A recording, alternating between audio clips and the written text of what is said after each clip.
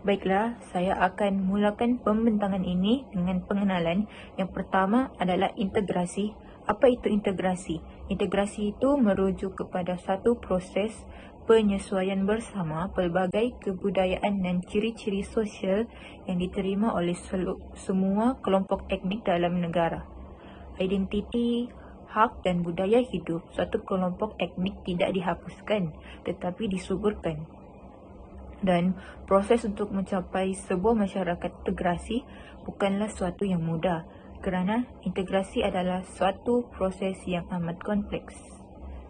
Baiklah, yang seterusnya adalah perpaduan.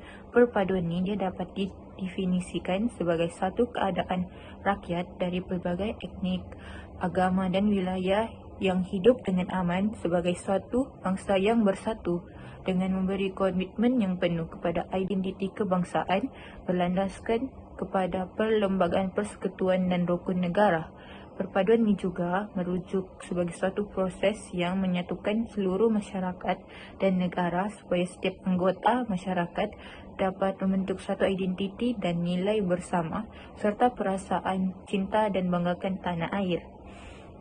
Kerangka konseptual yang diutarakan dalam memaparkan hubungan etnik di Malaysia sebagai suatu bentuk hubungan yang rapuh, retak dan penuh dengan pertentangan dan persengketaan ini boleh disimpulkan sebagai suatu kerangka konseptual yang berorientasikan paradigma konflik. Seterusnya saya akan pergi ke pembinaan peradaban majmuk di Malaysia. Pembinaan peradaban majmuk di Malaysia adalah gabungan daripada beberapa peradaban besar dunia yang bergaul melalui perjalanan sejarah di alam Melayu. Pembinaan peradaban ini didahului oleh peradaban peribumi alam Melayu, kemudian diikuti dengan peradaban Asia seperti India, China, Timur Tengah, dan seterusnya ke peradaban Barat. Usaha membina peradaban beridentikan Malaysia sangat mencabar dan perlu dikupas dengan lebih lanjut. Kemerdekaan pada 1957 merupakan asas kepada kemunculan peradaban negara bangsa.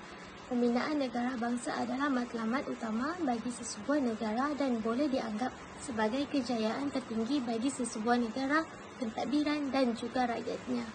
Pembinaan budaya bangsa Malaysia satu proses yang kompleks. Ia memerlukan kerangka asas yang mampu diaplikasikan untuk mendapat rupa bentuk bangsa yang diinginkan. Jika kita lihat, negara bangsa sebenarnya masih jauh untuk dikecapi kerana kita masih dihantui dengan pelbagai permasalahan yang bersifat perkauman walaupun negara kita telah mencapai kemerdekaan lebih 6 dekad. Apabila semua rakyat beradab pada sejarah negara ini, kita selangkah mendekati negara bangsa yang kita idamkan selama ini. Saya serahkan kepada kawan saya yang seterusnya untuk membentangkan topik yang seterusnya. Seterusnya, perpaduan dan integrasi nasional. Perpaduan bermaksud satu proses kehidupan untuk menyatupadukan masyarakat agar anggota masyarakat itu dapat membentuk identiti dan nilai bersama.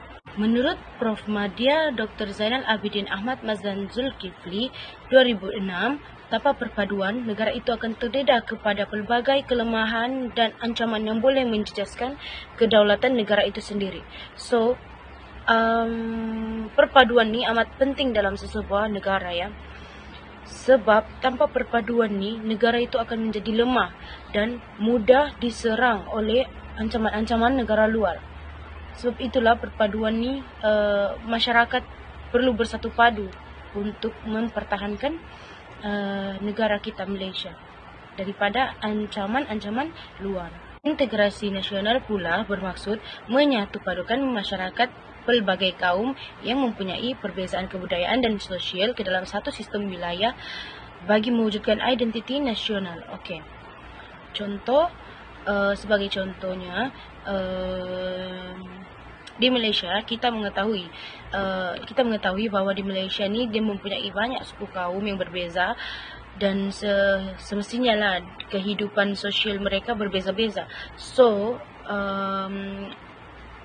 Integrasi nasional ni dia berperanan menyatupadukan orang-orang ni, masyarakat Malaysia ni untuk bagi mewujudkan identiti nasional.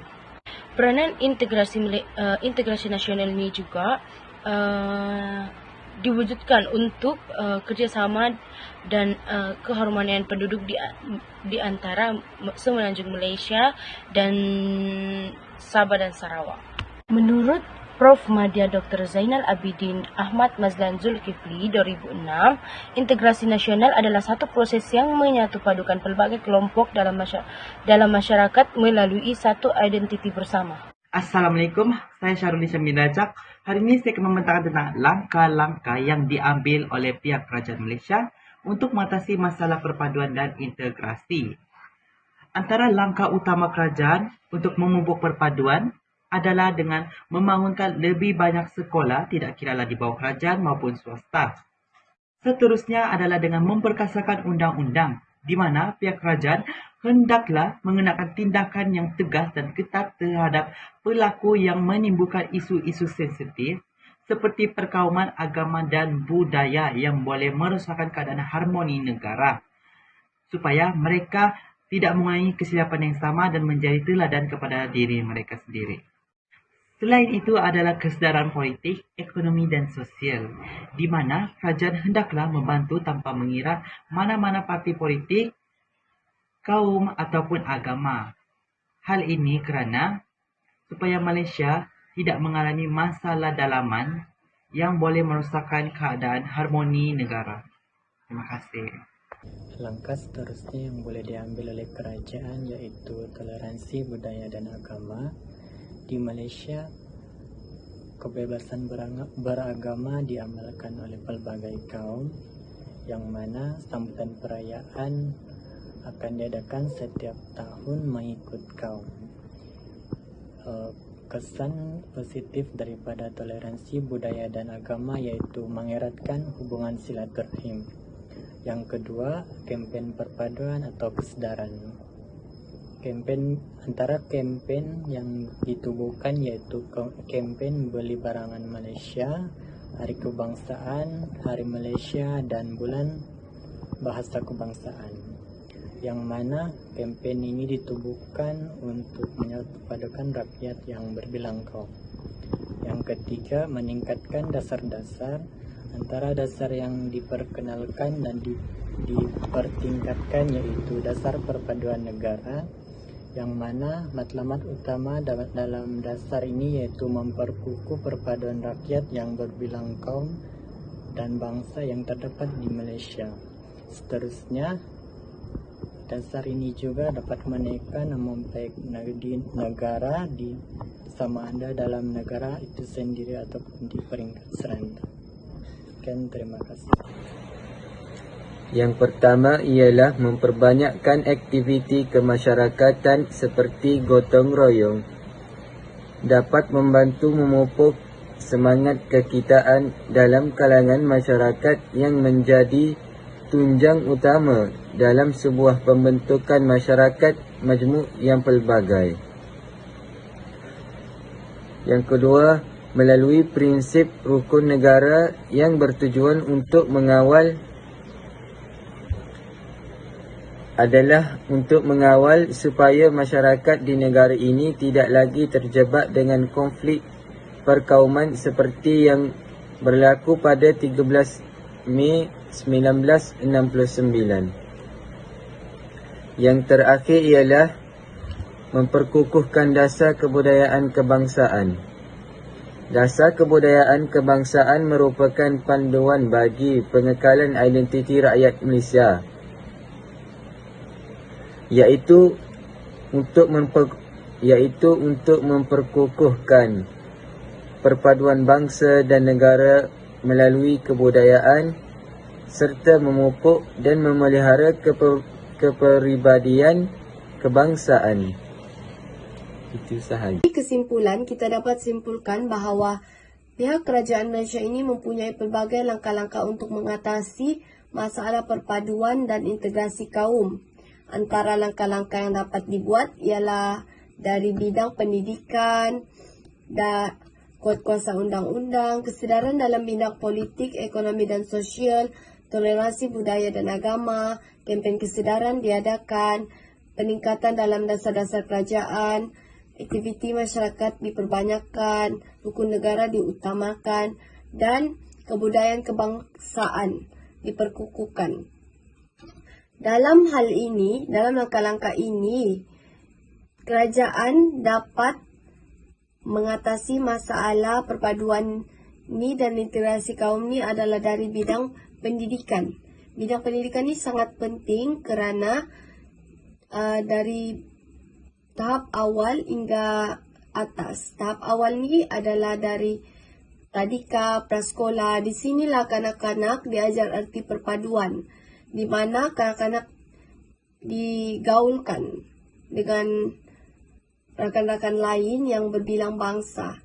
Di sini mereka akan belajar berkawan tanpa mengira bangsa. Seterusnya, kod kuasa undang-undang. Pihak kerajaan boleh menghukum sesiapa sahaja yang menyentuh isu sensitif, iaitu isu berkaitan agama, bangsa. Di situlah masyarakat akan menjaga setiap kata-kata mereka. Dan seterusnya ialah kesedaran dalam bidang politik, ekonomi, dan sosial. Di sinilah peranan utama kerajaan penting kerana mereka dapat membantu masyarakat yang lebih memerlukan. Tetapi dalam hal yang sama, mereka memberi bantuan sama rata kepada setiap masyarakat. Hal ini untuk mengelakkan berlaku isu tidak adil antara masyarakat. Di sinilah bantuan diberikan tanpa mengira status agama, kerana sebelum ni ada isu tentang tidak adil sesuatu kaum yang diutamakan sejak di suatu tempat. Namun begitu, langkah-langkah ini tidak dapat dijayakan tanpa bantuan masyarakat sekalian, kerana bagi mengatasi isu perpaduan dan integrasi kaum ni, masyarakat perlu bersatu padu untuk mengelakkan perpecah belahan antara rakyat. Itu saja dari saya. Audio Jungle.